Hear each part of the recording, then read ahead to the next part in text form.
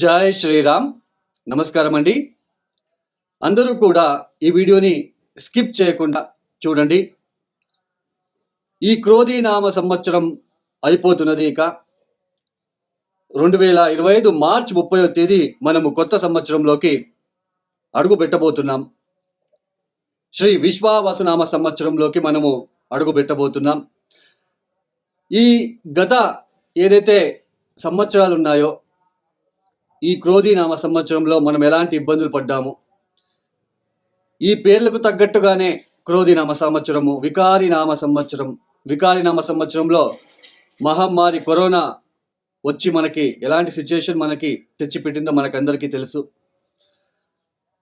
ఈ పేర్లకు తగ్గట్టుగానే మన జీవితాలకి కూడా చాలా ఇబ్బందులు మనకి వచ్చాయి. క్రోధీనామ సంవత్సరం, వికారినామ సంవత్సరం. ఈ క్రోధీనామ సంవత్సరంలో మనము అబ్జర్వ్ చేసే ఉంటాం, ఎక్కువ క్రోధంతో అటు సామాజిక పరంగా ఇటు రాజకీయ పరంగా అన్ని రంగాల వాళ్ళలోనూ కొన్ని ఇబ్బందులు తీసుకువచ్చి పెట్టింది ఈ క్రోధీనామ సంవత్సరం. క్రోధము, ద్వేషము. ఎందుకు ఇలా జరిగింది క్రోధీనామ సంవత్సరం అని మనం ఒకసారి తెలుసుకుంటే, ఎక్కువ శాతం గ్రహాలు ఎక్కువ రోజులు ఒకే ఇంట్లో ఉండడము. ఒక 22-23 రోజుల్లో మారబోయే బుధుడు 60 రోజుల పాటు ఒకే ఇంట్లో ఉండడము. తర్వాత కుజుడు 45 రోజులకి ఒకసారి మారే కుజుడు కూడా 6 మాసాల పాటు స్తంభించి ఉండడము. గురు వక్రి, శని వక్రి, శుక్రుడు వక్రి, ఉచ్చస్థానంలో వక్రించి ఎక్కువ రోజులు ఎక్కువ కాలం ఉండడం లాంటివి. సో ఇవన్నీ కూడా వక్రగతి పొందిన గ్రహాలు మనకి ముందుకు వెళ్ళడానికి వదలకుండా వెనక్కి వెళ్ళడము, ఎక్కువ ఇబ్బందులు మనము పడి ఉన్నాం. అయితే శ్రీ విశ్వావసునామ సంవత్సరం మనకు పేరు మనకి ఆల్రెడీ మనకి చెప్పబోతున్నది.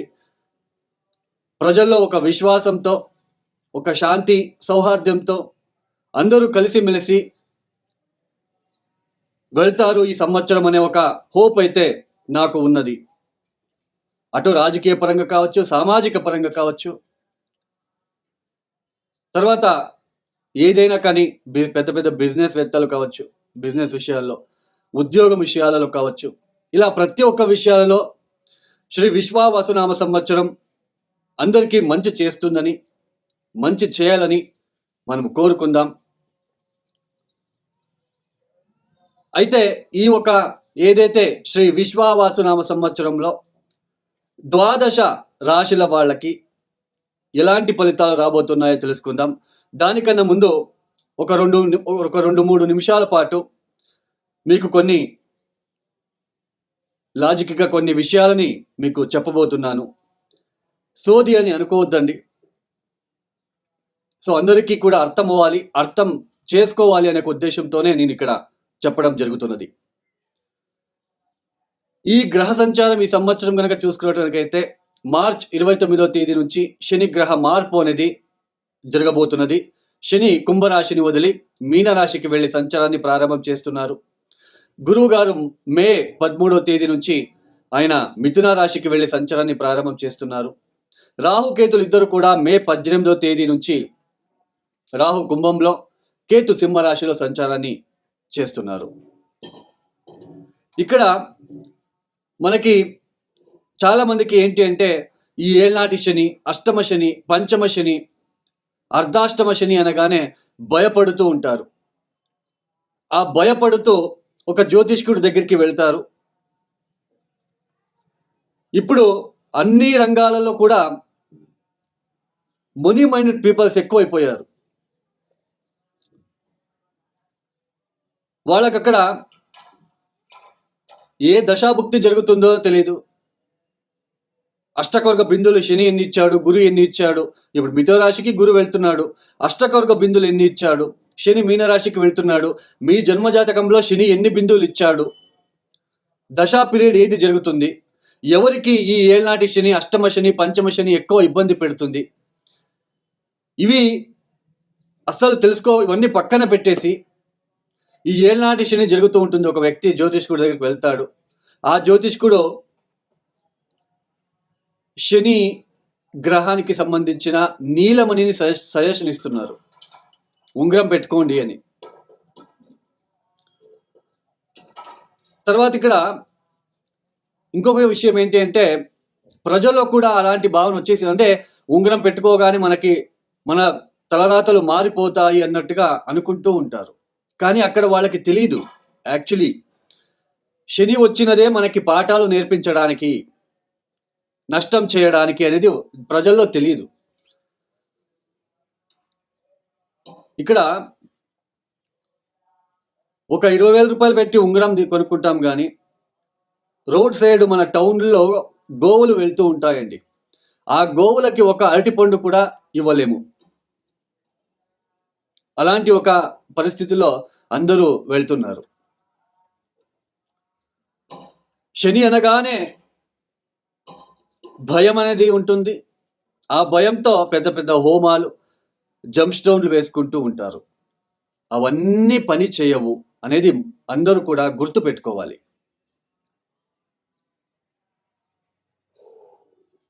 తొందరగా ఉద్యోగం రావాలి, ఉంగరం పెట్టుకోండి. ఉంగరానికి ఉద్యోగానికి సంబంధం ఏంటి అండి? మీ జన్మజాతకంలో దశమాధిపతి ఎక్కడున్నాడు? అమాత్యకారకుడు చాలా కీలకమైన పాత్ర అనేది వహిస్తుంది ఉద్యోగం విషయాలలో. తర్వాత ఈ భార్యాభర్తల మధ్య చాలా ఒడిదొడుకులు ఫేస్ చేస్తూ ఉంటారు. భార్యాభర్తలు ఇద్దరు కూడా చాలా ఇబ్బందులు పడుతూ ఉంటారు. పెళ్లి జీవితం చాలా ఇబ్బందులు పడుతూ చాలా కష్టాలతో వెళ్తూ ఉంటారు.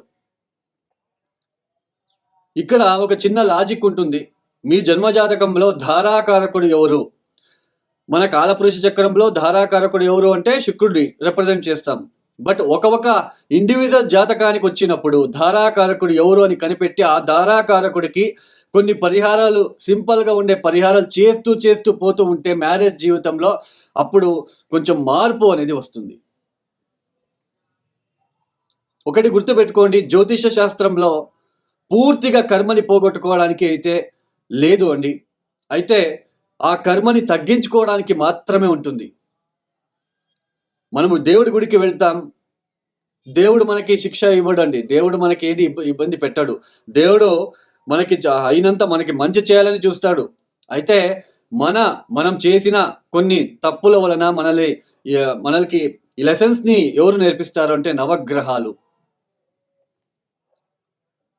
ఈ ఏళ్ళనాటి శని, అష్టమ శని, పంచమ శని వచ్చినప్పుడు మనకి ఆత్మస్థైర్యం చాలా ఇంపార్టెంట్. ఆత్మస్థైర్యాన్ని ఎలా చూస్తాం? మన జన్మ జాతకంలో లగ్న స్థానాన్ని బట్టి మనము ఎలాంటి సిచ్యుయేషన్ వచ్చినా కూడా ఎలా ప్రవర్తిస్తాము, మనం ఫేస్ చేయగలమా లేదా అనేది మన లగ్న కుండలి చెప్తుంది. అందుకే గోచారం వేరు, లగ్న చాట్ వేరు.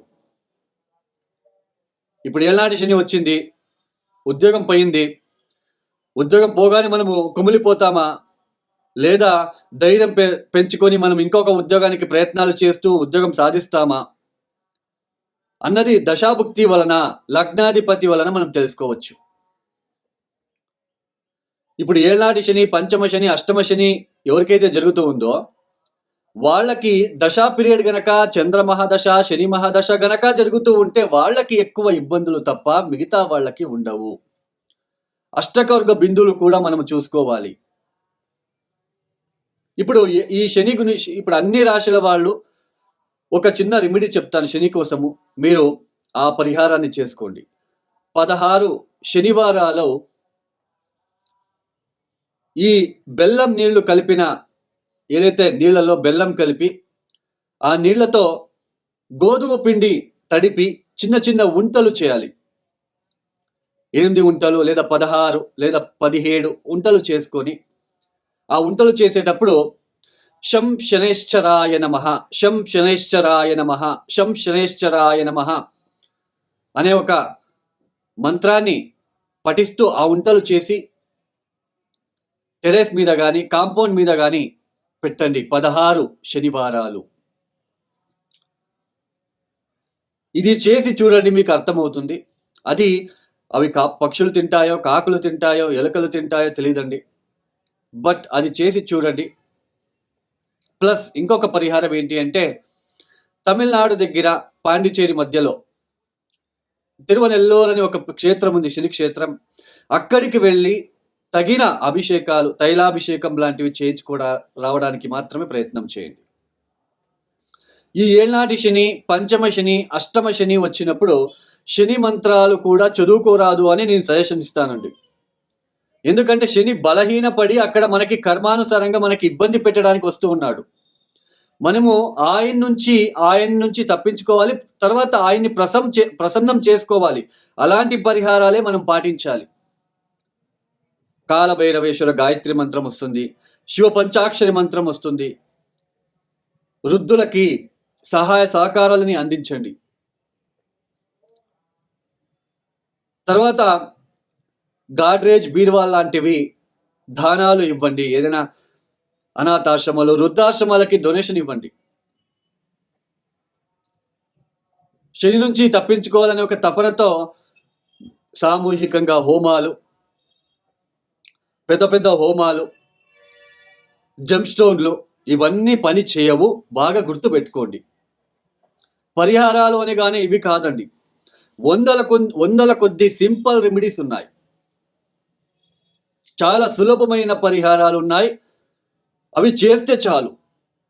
ఫర్ ఎగ్జాంపుల్, ఒక 108 రోజులు సాయంత్రం పూట ప్రదోష కాలంలో ఒక నువ్వుల ఒత్తి వెలిగించి శివ పంచాక్షరి మంత్రం 1000 సార్లుకి తక్కువగా చదువుకోకుండా ఒక 1000 సార్లు పైన చదువుకొని రండి. ఒక 108 రోజులు వరసన చేయండి చాలు.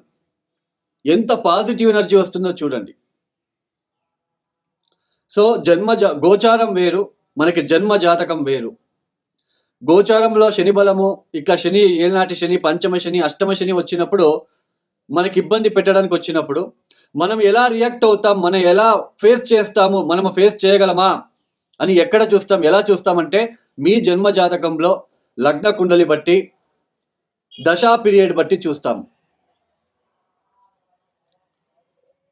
సో ఇది అందరికీ అర్థం అవ్వాలనే ఒక ఉద్దేశంతో మీకు చెప్పడం జరిగింది. ఇక ఇండివిజువల్ రాశికి ఫలితాలు ఏదైతే చెప్పడం జరుగుతున్నదో, తర్వాత పరిహారాలు ఏదైతే నేను చెప్తున్నానో వాటిని మీరు పాటించుకుంటూ వెళ్ళండి. ఈ శనికి సంబంధించిన పరిహారాలు ఏదైతే బెల్లం నీళ్లు, గోధుమ పిండి మిక్స్ చేసి ఉంటలు చేసి 16 శనివారాలు టెరెస్ మీద పెట్టమని చెప్పాను. తర్వాత తిరువనెల్లూరు క్షేత్రానికి ఒకసారి వెళ్ళి రండి. ఫిబ్రవరి, మార్చ్, ఏప్రిల్, మే, జూన్, జూలై ఈ టైంలో మీకు ఎప్పుడైతే అప్పుడు ఒకసారి వెళ్ళి ఆయన్ని చూసుకొని దర్శనం చేసుకొని రండి. అంతే తప్ప ఈ ఏళ్ళనాటి శని, పంచమ శని, అష్టమ శని వచ్చినప్పుడు నేను చెప్పేది ఏంటి అంటే శని మంత్రం చదువుకోవద్దు. దాని బదులుగా శివ పంచాక్షరి మంత్రాన్ని చదువుకోండి.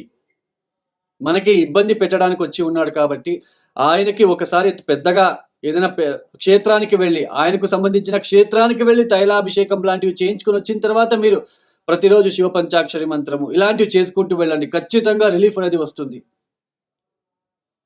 తర్వాత ఇంకా కొంతమంది ఏం చేస్తుంటారు అంటే నవగ్రహాలు ఎక్కడ ఉంటారో అక్కడ వెళ్ళి శనిని తాకి మీరే ఆ తైలాభిషేకం చేస్తూ ఉంటారు. అలా చేయకండి. బ్రాహ్మణుడితో చేపించాలి, పంతులతో చేపించాలి. పంతులని అయ్యా ఒక రిక్వెస్ట్ రూపంలో అడిగించి చేపించుకోండి, మీరు చేయకండి.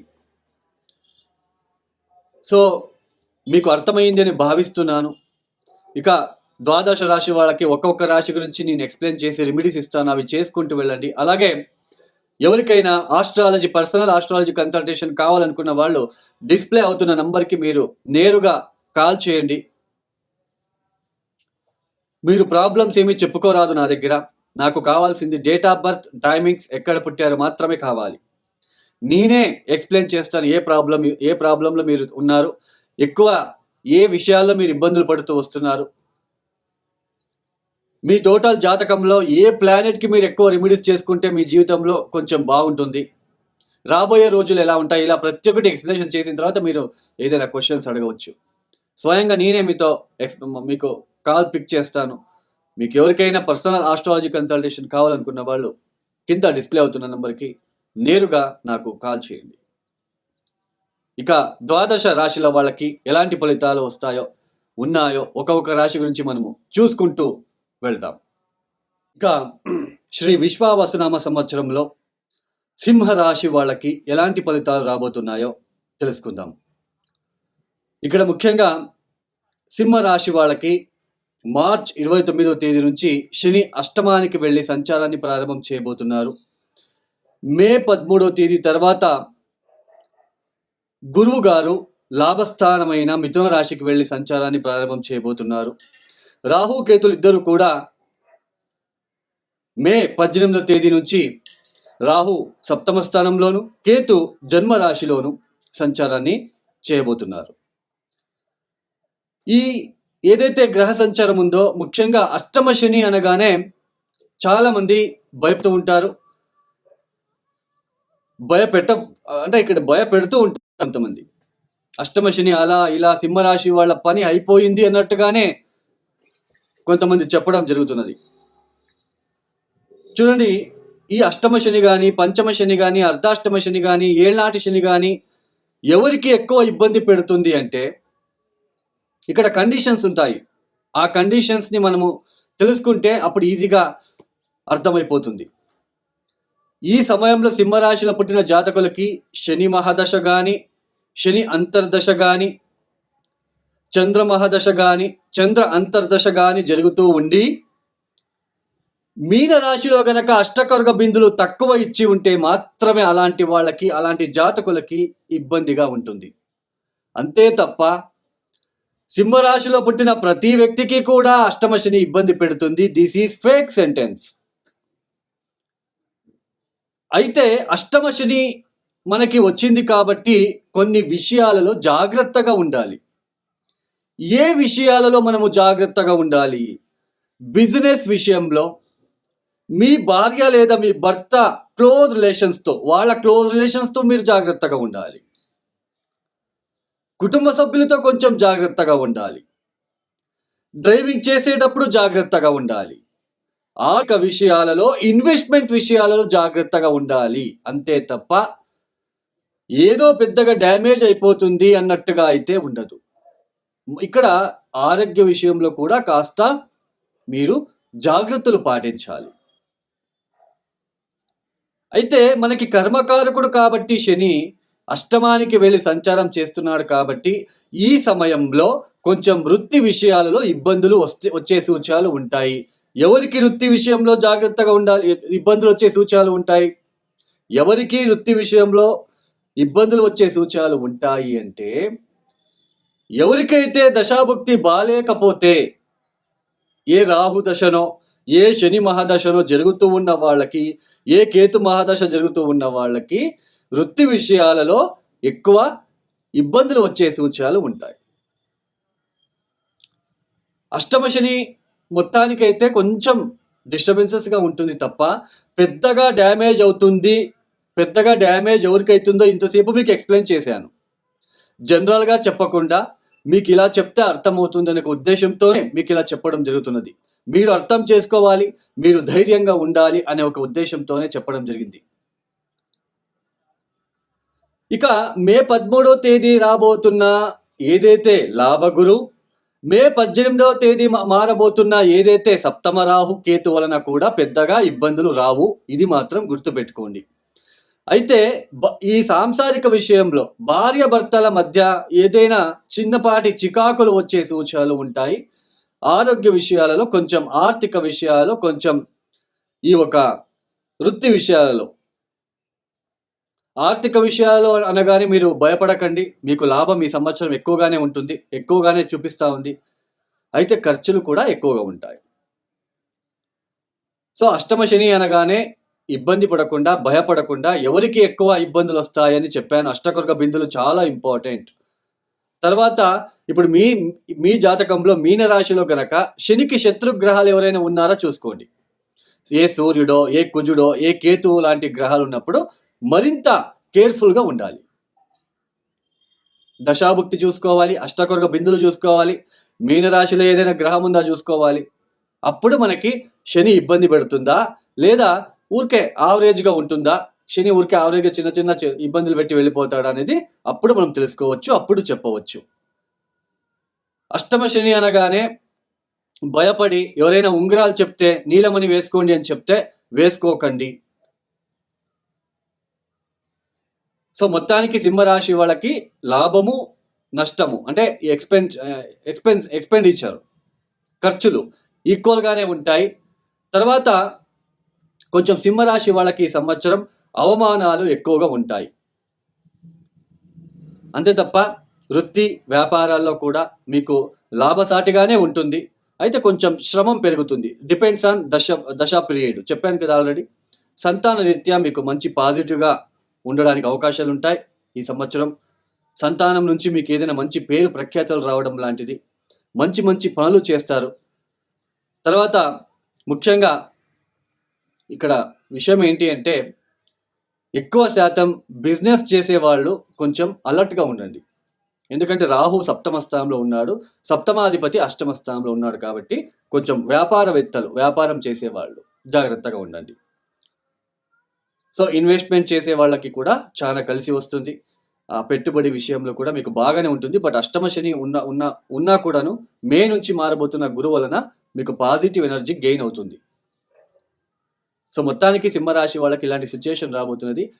సో ఎవరికైతే ఎక్కువ ఇబ్బంది పెడుతుందో అని చెప్పాను, వాళ్ళు మీ జాతక రీత్యా కొన్ని దశాభుక్తులకి సంబంధించిన పరిహారాలు మీరు చేసుకుంటూ వెళ్ళడానికి ప్రయత్నం చేయండి. అయినా అష్టమ శని ఉన్నాడు కాబట్టి ఎక్కువ త్రయోదశి రోజు శివుడికి నువ్వుల నూనెతో అభిషేకాలు చేయించుకోండి. మహామృత్యుంజయ మంత్రాన్ని జపించుకుంటూ మీరు ప్రతిరోజు వెళ్ళండి. తర్వాత దత్తాత్రేయ ఆరాధన చేసుకోవడానికి ప్రయత్నం చేయండి. దక్షిణామూర్తికి రుద్రాభిషేకం లాంటివి చేసుకోవడానికి మీరు ప్రయత్నాలు చేసుకోండి. ఒక 48 డేస్ ప్రదోష కాలంలో సాయంత్రం పూట నల్ల నువ్వుల ఒత్తిని వెలిగించడానికి ప్రయత్నాలు చేసుకోండి శివాలయంలో. ఇక ఈ వీడియో మీకు నచ్చితే లైక్ చేయండి, షేర్ చేయండి, సబ్స్క్రైబ్ చేసుకోండి. సర్వే జనో సుఖినో భవంతు. ధన్యవాదములు. జై శ్రీరామ్.